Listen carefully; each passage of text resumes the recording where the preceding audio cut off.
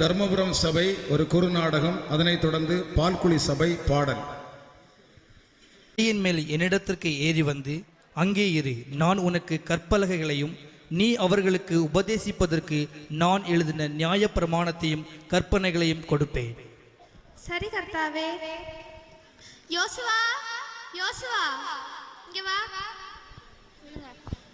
சொல்லுங்க மசி. மூப்பர்களே, நாங்க போயிட்டு திரும்பி வர வரைக்கும் நீங்க எங்களுக்காக இங்க காத்துருங்க.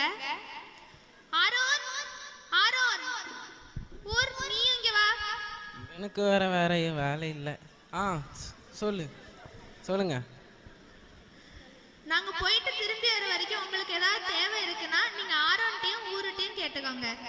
யோசுவா வா, நம்ம போலாம்.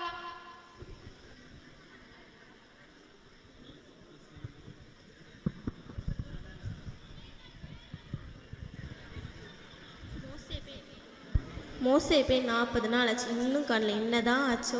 ஆமால, அவன் போய் 40 நாள் ஆச்சு, இன்னும் வரல. என்னதான் நடக்கும்? வா, அந்த ஆரோன்ட்ட போய் என்ன நடக்குன்னு கேட்டே ஆகணும். Aaron, Aaron. வாரேன். அந்த மோசே மலைக்கு போய் 40 நாள் ஆச்சு. ஆமா. அவன் இன்னும் வரல. அவனுக்கு என்னதான் ஆச்சு தெரியலையே. இன்னும் தெரியலங்க. சரி, இப்ப என்ன செய்ய?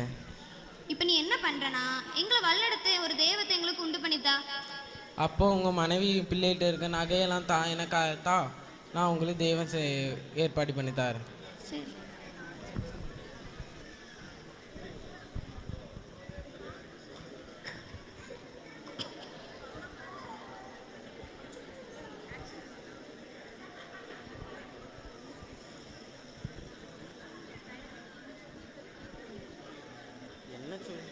என்ன சொல்லி திருத்தனே தெரில இவங்களை வச்சு.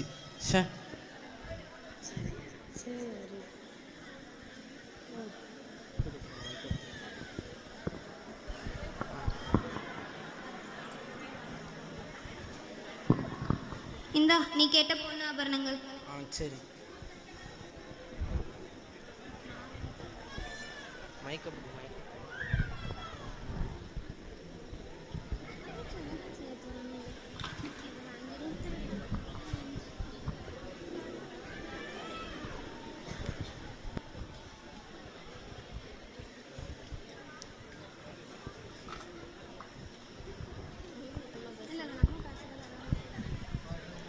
நீங்க கேட்ட தெய்வம் இஸ்ரவேல் ஜனங்களே, எகிப்திலிருந்து நம்மளை அழைத்து கொண்டு வந்த தெய்வம் இவைகளே. நாளைக்கு கர்த்தருக்கு பண்டிகை.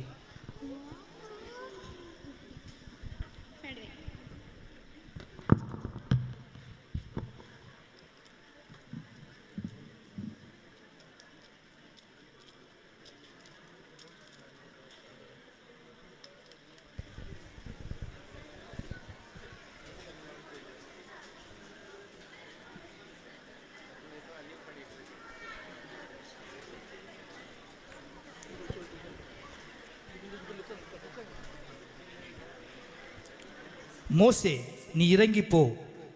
எகிப்து தேசத்திலிருந்து நீ நடத்தி கொண்டு வந்த உன் ஜனங்கள் தங்களை கெடுத்து கொண்டார்கள். அவர்களுக்கு நான் விதித்த வழியை அவர்கள் சீக்கிரமாய் விட்டு விலகினார்கள். அவர்கள் தங்களுக்கு ஒரு கன்றுக்குட்டியை வார்ப்பித்து அதை பணிந்து கொண்டு அதற்கு பலியிட்டு, இஸ்ரவேலரே, உங்களை எகிப்திலிருந்து அழைத்து கொண்டு வந்த உங்கள் தெய்வங்கள் இவைகளே என்று சொன்னார்கள். இந்த ஜனங்களை பார்த்தேன், இவர்கள் வணங்கா கழுத்துள்ள ஜனங்கள். ஆகையால் என் கோபம் இவர்கள் மேல் மூளவும் நான் இவர்களை அழித்து போடவும் நீ என்னை விட்டு விடு, உன்னை பெரிய ஜாதியாக்குவேன். ஏன் கர்த்தாவே, இந்த ஜனங்கள் மேல அந்த உங்க கோபம் இவ்வளவு பற்றி எரியுது. அவங்களுக்கு தீங்கு செய்யதான் நம்ம எகிப்தில இருந்து அவங்கள கொண்டுட்டு வந்தோன்னு அவங்க ஏன் சொல்லணும்? அவங்க மேல பரிதாபப்படுங்க கர்த்தாவே.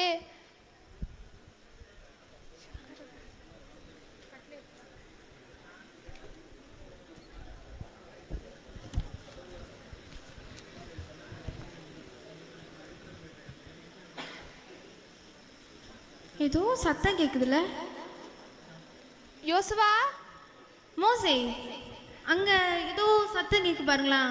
யுத்த சத்தமா இருக்குமோ ஒருவேளை? இது ஜெயதுனியன் சத்தமும் இல்ல, அபஜெயதுனியன் சத்தம் இல்ல, இது ஒரு பாடலின் சத்தம். வா போலாம்.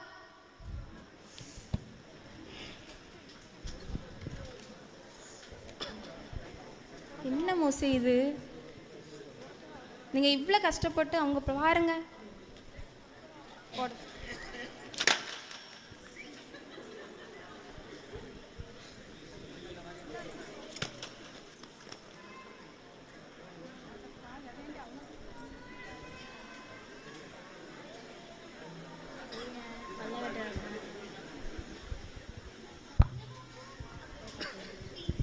ஆரோன், ஆரோன், ஆ சொல்லு மோசே. இந்த ஜனங்களுக்கு நீ இவ்ளோ பெரிய பாவத்தை செஞ்சு வச்சிருக்க. அவங்க தான் எனக்கு ஒரு தெய்வம் வேணும்னு சொல்லி கேட்டாங்க, அதான் நான் அவங்களுக்கு செஞ்சு கொடுத்தேன்.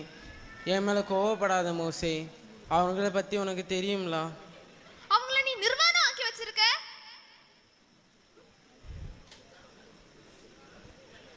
கர்த்தரை மட்டும் நம்பி இருக்கிறவங்க யாரெல்லாமோ அவங்க என்கிட்ட வாங்க.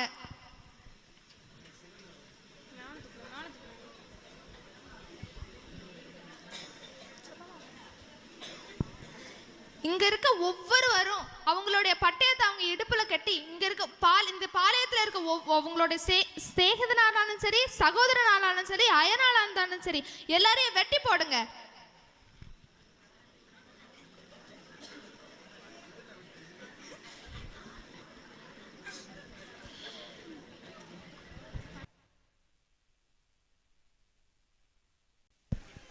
இந்த கதையின் மூலம் தெரிந்து கொள்வது என்னவென்றால், கர்த்தருக்கு கீழ்ப்படிந்தால் எகிப்து தேசத்தில் வந்த வாதைகளைப் போல எவ்வளோ பெரிய பிரச்சனைகள் நம் வாழ்வில் வந்தாலும் அதை தகர்த்து போடுவதற்கு தேவன் நமக்கு உதவி செய்வார். அது மாத்திரமல்லாமல் கர்த்தருக்கு விருப்பமில்லாத எந்தவித காரியம் நாம் செய்வோமானால் அதற்கான தண்டனை நிச்சயம் உண்டு என்பதனை இந்த கதையின் மூலம் நாம் தெரிந்து கொள்ள